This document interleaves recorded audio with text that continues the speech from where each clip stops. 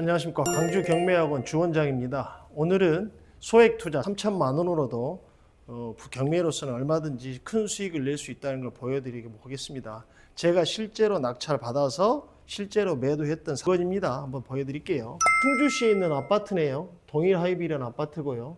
면적은 37 전용이죠. 평수로는 한 46평 정도 되는 아파트였어요. 토지건물 일괄 매각이라는 것은 이 한 호실을 다 판다는 거죠.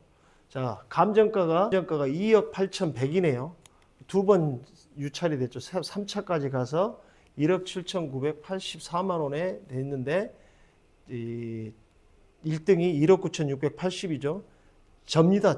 주원장 2등하고는 불과 10만 원밖에 차이가 안 났습니다. 10만 원밖에 차이가 안 났죠. 사이트에서 확인을 했고요. 제가 여기 칠판으로 설명을 해드려 보겠습니다. 3천만 원 소액 투자로 4년 만에 1억 2천 수익을 올렸죠. 실제로 제가 사서 판 물건입니다.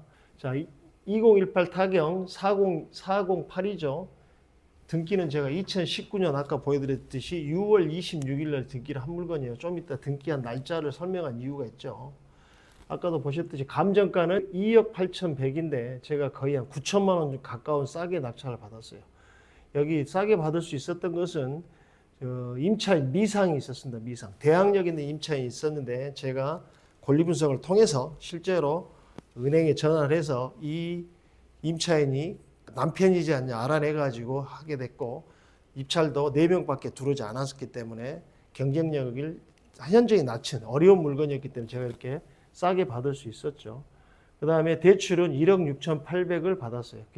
자, 경매하다 보니까 비용이 좀 발생합니다. 비용. 어떤 비용이냐면 취득세는 똑같죠. 대략적으로 적어 본 겁니다. 그 다음에 경매의 단점이지만 이 살고 있는 소유자가 이사비를 요구했었어요. 그때 당시 300을 요구했는데 제가 협상을 통해서 200에 이사를 보냈고요.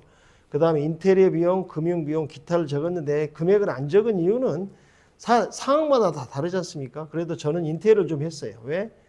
제가 살 집이 아니고 전세를 내줘야 됐기 때문에 집이 좀 깨끗해야 들어와 살 거 아닙니까? 그래서 인테리어를 약간 했고요. 금융비용이라는 건 뭡니까? 그 인테리어 하는 동안 3개월이라는 시간이 갔기 때문에 금융비용이 발생하겠죠. 기타 비용이라는 것은 기타 왔다 갔다 하는 충주다 멀다 보니까 몇 번 왔다 갔다 하는 비용이 좀 발생됐는데 그것이 대략적으로 1,320만 원 정도 들었어요. 그래서 합쳐봤더니 낙찰된 금액하고 이 추가적인 비용을 합쳤더니 약 2억 1천이 됐네요.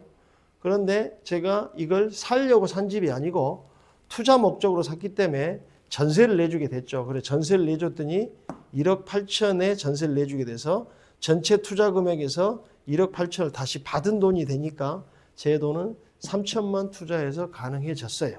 그래가지고 4년 보유했습니다. 4년 보유하고 매도를 얼마였냐면 3억 3천에 했습니다. 그래서 차익이 1억 2천 났죠.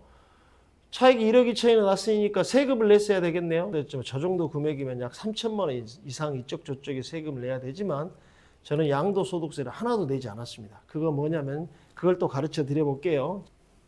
나라에서 세법을 해줬는데 그중에 이런 법이 하나 있어요. 일시적 1가구 2주택으로 하면 양도소득세를 피해가는 방법이 있습니다. 그게 뭐냐면 일시적 1가구 2주택이라는 건 무슨 말이냐면 1가구를 취득한 사람이 하나의 주택을 더 사는 경우를 말합니다. 그럴 때 이런 요건을 만족하면 비과세, 세금을 내지 않겠다는 뜻이죠. 어떻게 하는 거냐면 1번 주택을 먼저 소유하고 있었어요. 그런데 하나를 더 사게 됐죠. 이 충주 아파트가 이겁니다. 2번 주택을 매수했어요. 충주 아파트도 있고 충주 아파트 하나 더 사는 거죠. 그런데 2번 주택 매수 후 3년 이내, 이 3년이라는 단어가 중요하네요. 3년 이내에 1번 주택을 매도하면 비과세 해준다는 이런 단어가 있습니다. 이런 세금에 관련된 법이 있어요. 그걸 제가 여기다 똑같이 적용을 했죠. 다시 말씀드리면 제가 광주에 살고 있었기 때문에 광주 아파트를 하나 가지고 있었고요. 그 다음에 충주 걸 샀어요. 방금 설명했을 때 일시적 1가구 2주택은 1번 주택을 가지고 있다가 하나를 더 샀어요. 그러면 나중에 취득한 이 충주 아파트를 파는 게 아니고 이 광주 아파트를 먼저 파는 겁니다. 그러면 이 광주 아파트의 양도소득세를 감면해 주는 제도예요. 실제로 이 광주 아파트도 제가 차익을 1억 5천을 남겼지만 양도소득세를 내지 않았어요. 제가 이 매도 날짜를 써놨고 아까 등기 날짜를 써놨는데 자, 보십시오. 2019년 6월이니까 20년 6월, 27년 21년 6월, 22년 6월이네요. 말 그대로 6월 26일이니까 그날 2월 25일까지 팔면 됐었어요. 실제로 제가 이 날짜에 팔았습니다.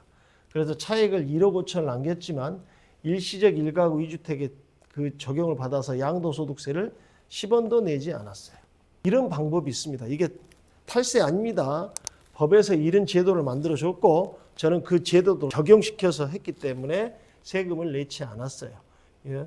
그렇게 이런 방법이 있으니까 이렇게 소액 투자로도 해서 돈도 버실 수 있고 또 일시적 1가구 2주택을 통해서도 이렇게 양도소득세를 피해갈 수 있는 제도가 있으니까 여러분들도 공부를 통해서 이런 것을 습득하신 다음에 본인이 못하시면 자제분들도 있죠.